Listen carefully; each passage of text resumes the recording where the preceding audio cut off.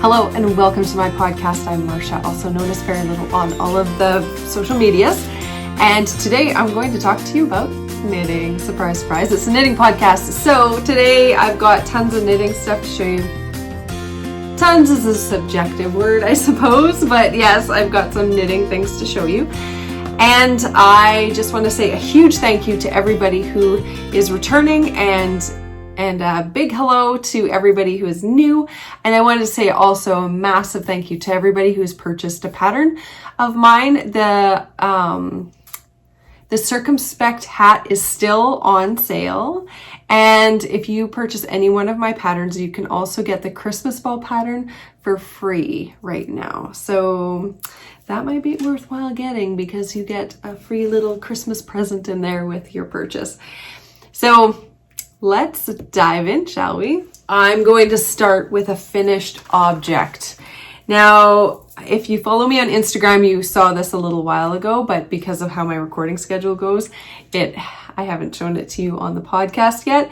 So this is a little hat. One of my cousins contacted me and said, hey, can you knit a snake a hat? Now, I'm not fans of the nope ropes, so of course I said yes. Like, how big is this snake? And she sent me a picture. So this is the little hat that's going to be on this little snake's head, and it has a tiny little pom-pom on it too, which is super cute because hats need a pom-pom. So I'm really excited about this. It only took me about an hour to knit this up. It's got the strings. It's for a python. That's all I can tell you about the snake. I don't ever want to meet him, but I'm sure he's gonna look cute in his little toque. So I have to send this off because she wants it for a Christmas present for him.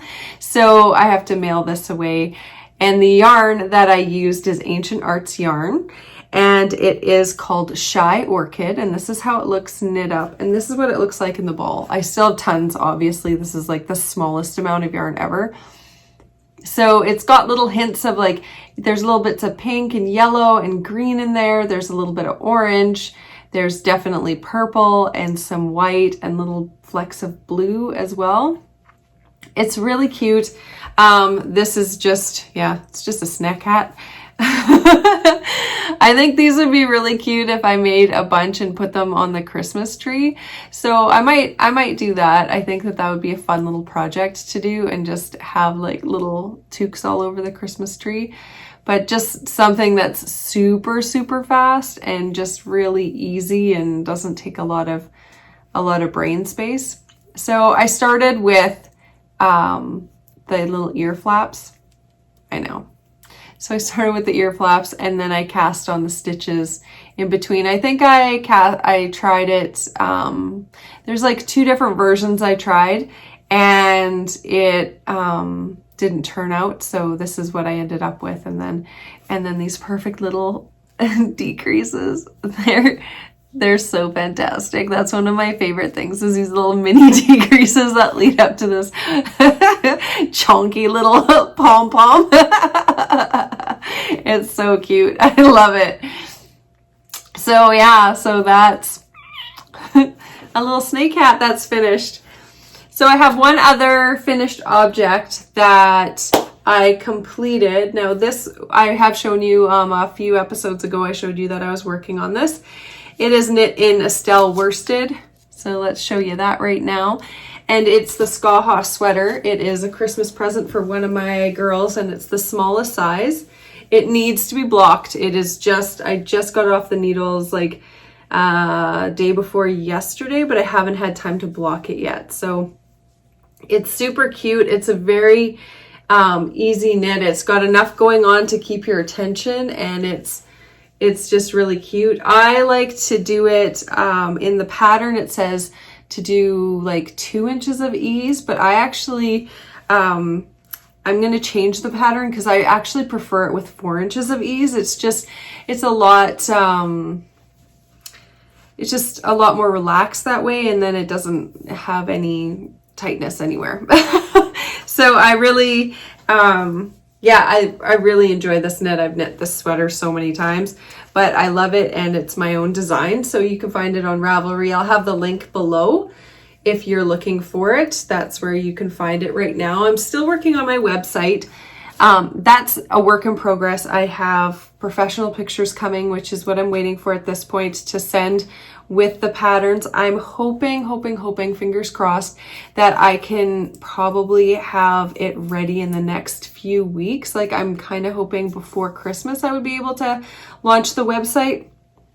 And then that'll be another place where you can purchase the patterns if you're not interested in going on Ravelry. I know there's lots of people that, for one reason or the other, aren't going on to Ravelry. One is for people who get migraines, like the new format. I haven't heard a lot because I wasn't following closely. Like, that's when I just started coming back into using Instagram again. So I haven't heard a lot of what it is, but there's been, it's an accessibility issue, and some people find it's really hard to concentrate, and some people who are autistic have experienced troubles with it. I haven't experienced any troubles with it. I'm also neurodivergent autistic. So, but personally, I haven't experienced anything, but it is a spectrum. That's the whole thing of it, is that it's a spectrum. So I haven't, so I'm still, that at the moment is my primary platform. I'm also putting things up on Love Knitting, but it only has one pattern right now because the process of putting things on there takes longer, and and they want yarn suggestions that are sold through the site, which is, that's another, like, I need to see what they have as options, I guess, or alternatives to the yarn that I use, which I think you can use any alternative you want in yarn, as long as you like the fabric you're getting and you like how it responds to blocking. So I think that's, yeah, those are kind of the places my designs are going to be. But as of right now, it is still just Ravelry, and I'm sorry if you're disappointed that that's the only place, but I am working on the website, and hopefully I'll be able to get that going. Okay, so after I took that off the needles, I cast on another Skaha sweater because, like I said, Christmas presents. And this year, I'm so surprised that I'm actually that organized that I started these things already. Actually, that one I started in September.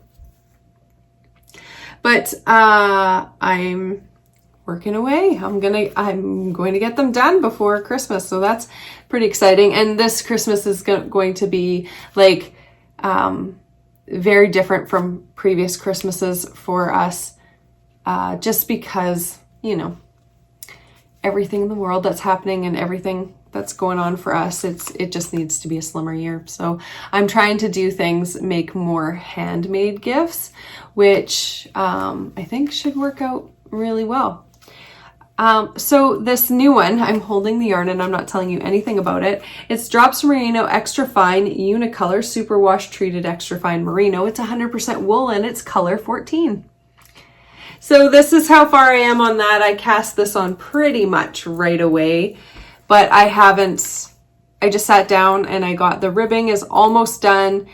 And then I put it down and I picked up everything else besides this, which I need to just get back at this and just do it and get it done. So this is the next size up. So the first one I did is a 30-inch chest, I do believe. I'll just double check that.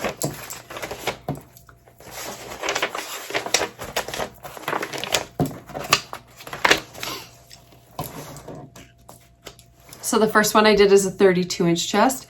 The next one is a 34-inch chest. And then the one after that I'm going to do is another 34-inch chest, I think. Yeah, I think that's what I'm going to do. Yes, because that's 4 inches of ease. Yes. So then the next one would be the 36-inch chest. And that will, then each of the girls will have a size that will be a little bit larger for them and that they can wear for more years, because whenever I knit them a sweater, they just wear them out. So, which I love. So I want to make sure that they can get as much use out of these sweaters as possible. So it's coming along really nicely. I really like this yarn. It has a really squishy feeling to it, which I really like. So the yarn store I got is called the Bee's Knees in Summerland. And the owner mentioned that some people don't like how one leg of the V seems tighter than the other. Now, I don't mind that at all because sometimes that happens. And what causes that is how the yarn is spun. Like there's a long story and a short story to it. So this one's tighter. But when you're dealing with worsted weight yarn, it has different strands. And the different strands are spun. So if they're spun S, they're spun this way, which is going to be the opposite to what you see. And if they're spun the Z, then they're spun the opposite way. So if a yarn is spun S and then they're plied S, then that will give you a yarn that like leans towards one direction. So this yarn was spun Z and then it was plied Z, and you can tell that because the left leg is the one that's tighter. So the left leg is the one that's tighter. So that tells you that the fiber was spun in the Z direction. So a balanced yarn is going to give you even stitches on both sides. Some yarns have just like a slight lean to the right or a slight lean to the left. And that is also based on how it's plied. So if you take 4 strands and you spin 2 of them S and 2 of them Z, and then you ply each of those together in the opposite direction, Z and S, and then you ply them together S, then you're going to have an S, tighter on the right side, but only slightly because it's more of a balanced. But if all of them are plied S and then they're plied together S, then you'll get that definite tighter looking line. So the way you can tell if your yarn is balanced, so that doesn't happen, because this doesn't bother everyone, it does bother some people, but the way you can tell if a yarn has that issue is you create a loop, and if it wraps around itself, it's not balanced. It's like, this is a fairly balanced yarn, but it still wraps. So you can tell that it does have a lean, a pull. But if you do this with a yarn and it doesn't, like this one's more of a balanced yarn, the other one that I was using, the Estelle Worsted. So you can bring that together and see it still has a bit of a twist, but not as much. So that's how you can tell if a yarn is balanced and if you're going to run into one of those legs being tighter or looser. So if that's something that bothers you, then see if when you're purchasing your yarn from a yarn shop, if you have the opportunity to be able to take a little bit of the yarn and do this. So this one is this one's the Ancient Arts yarn, and see, this one's well balanced. Like it's not overlapping, it's not spinning around itself, and that's how you can tell, is that spinning.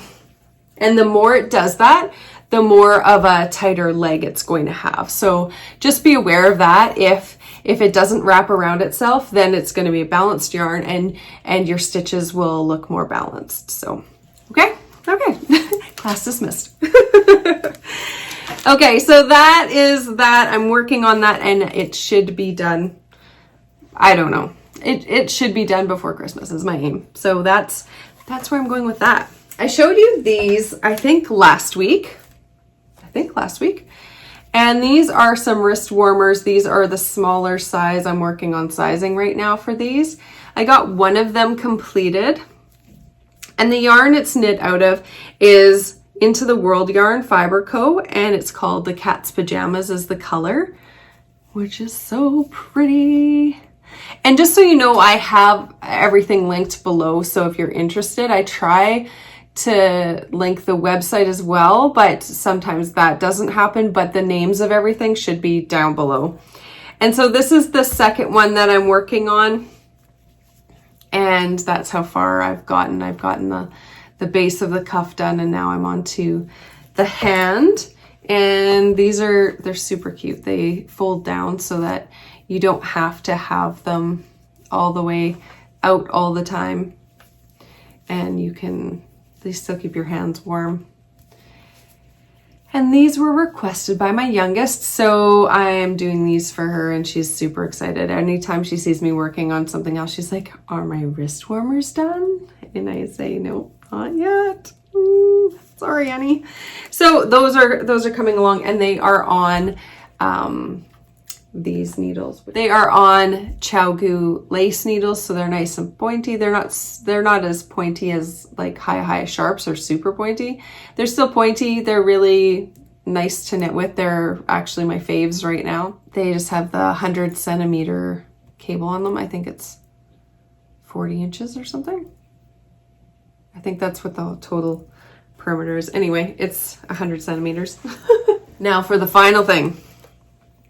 Now this, I didn't notice that I had dropped a stitch, and then I just kept going, and I was like, this doesn't feel right and it doesn't look right. And so I took a peek, and I dropped a stitch like quite a few rows down. So these are my Slouchies socks, but they are using the same size needle as I cast on with, which is going to be a pattern edit that is going to happen. And when the pattern is brought back out after it's had its full re-edit, then that will be one of the options.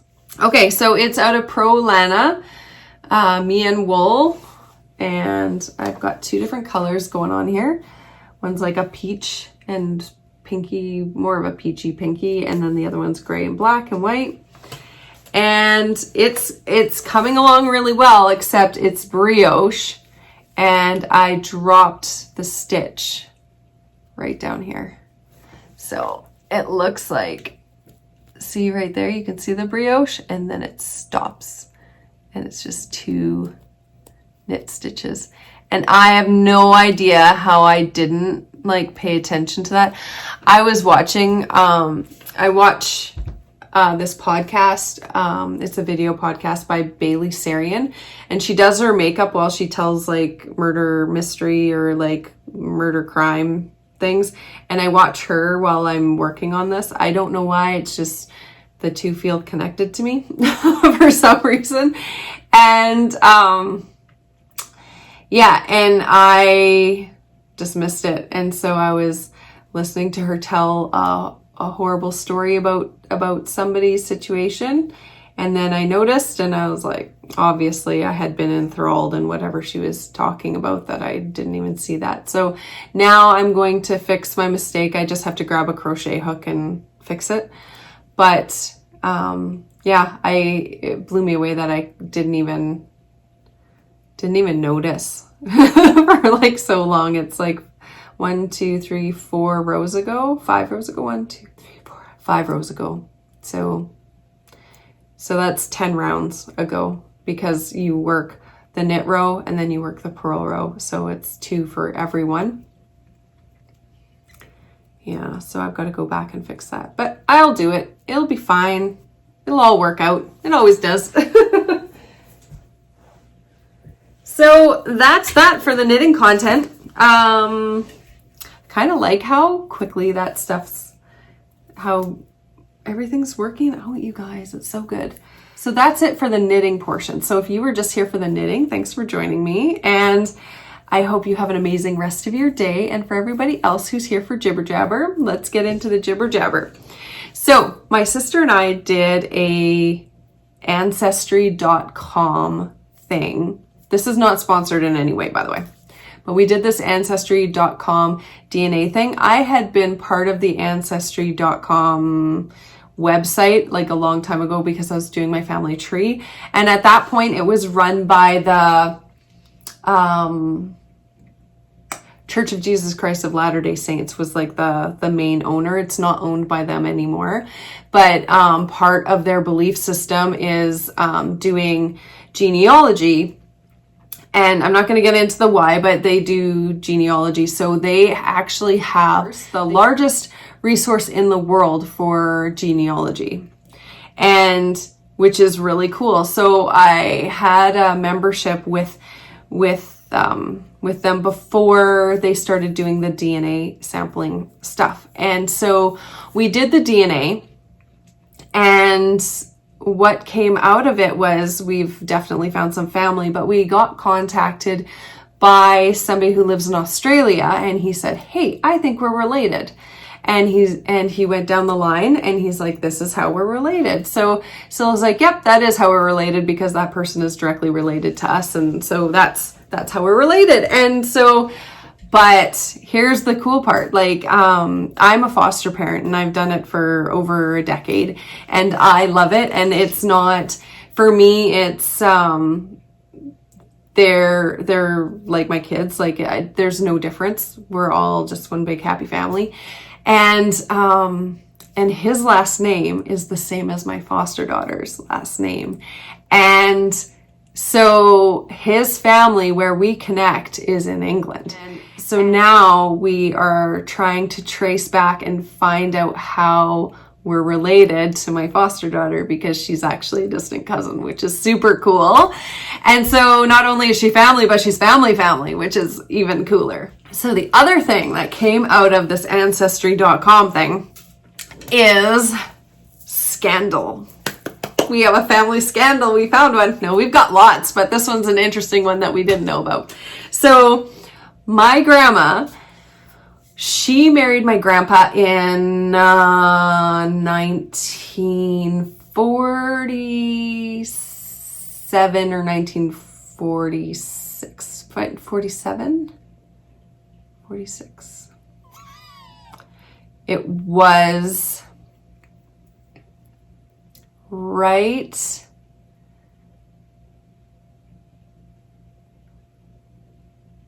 I think it was during World War II. I don't think it was over yet, but I think it was during.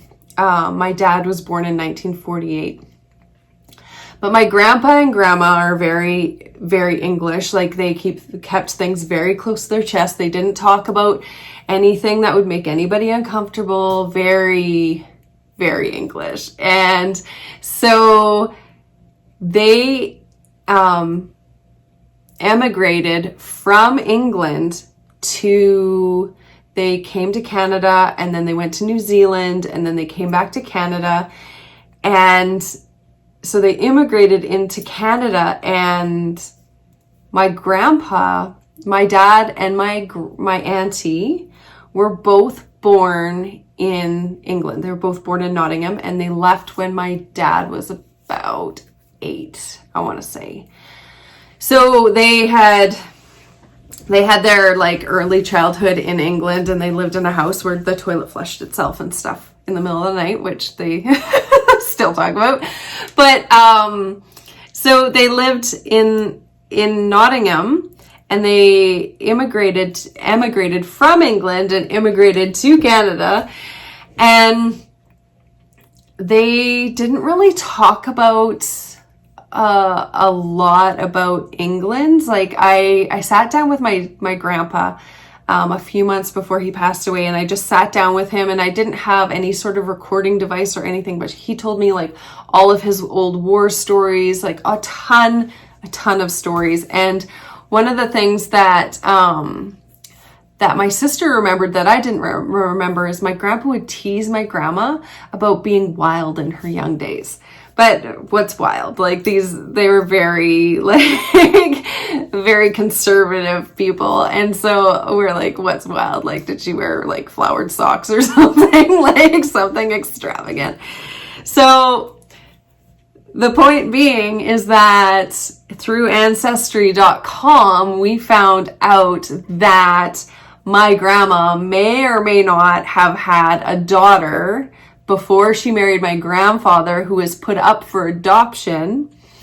And this would have been in Nottingham. And her name at birth would have been Mary Hopewell.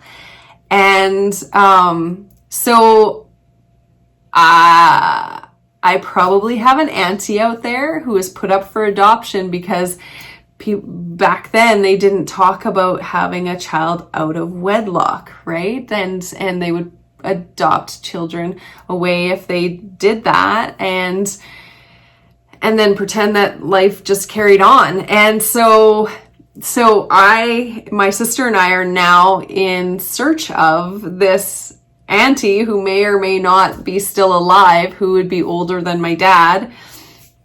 And my dad was, he was their second child. They didn't really talk about like timelines of things, which also adds to the suspicion. So they had a daughter before my dad, and her name was Margaret.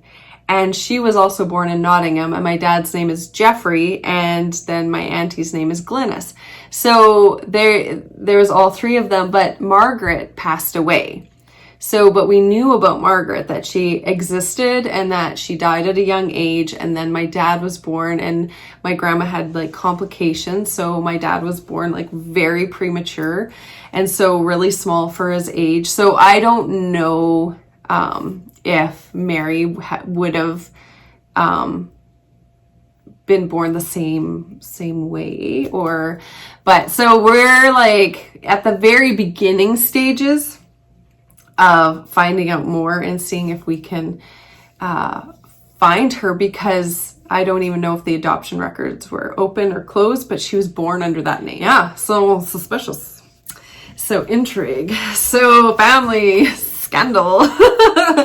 So yeah, we're looking into that. And so that is a very interesting thing that I'll keep you guys posted on, because I can't wait to find out more.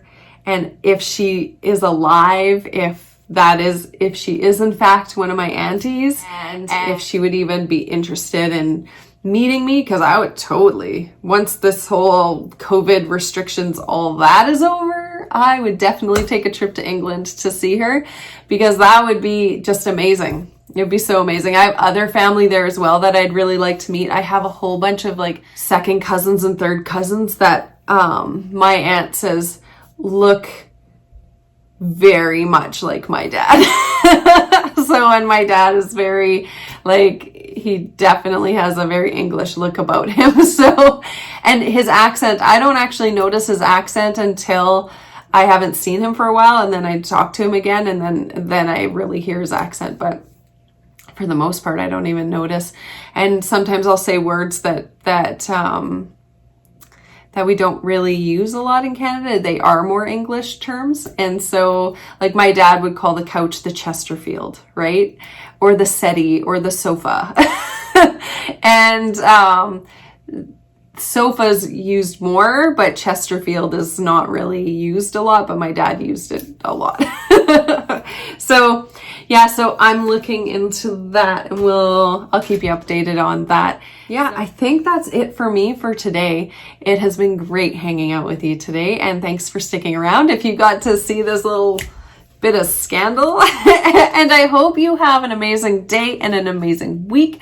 I have been posting on Mondays. There's going to be like a tutorial series that's coming out. It starts at the basic. The very first one came out last week, and it was how to do a slip knot. This week it is how to do a knitted on cast on. So I'm starting very, very basic, and I'm going to keep adding to that. It might not always be one released on Mondays. There'll be something on Monday, but it might not always be a tutorial. But if you're interested in catching up in that, or if you are new to knitting, that might be something that you want to take a peek at. And also YouTube has settings so you can slow things right down and watch it in slow motion. And of course it's a video, so you can just keep watching it and watching until you get the hang of it. So first one's a slip knot, next one's knitted on, cast on. And then after that, I'm going into continental style, how to knit continental style. So it'll be knitting and purling and doing rib, and then each of the different stitches, but doing them in a continental style, because I've gotten lots of questions about that, and there's tons and tons of tutorials for English style.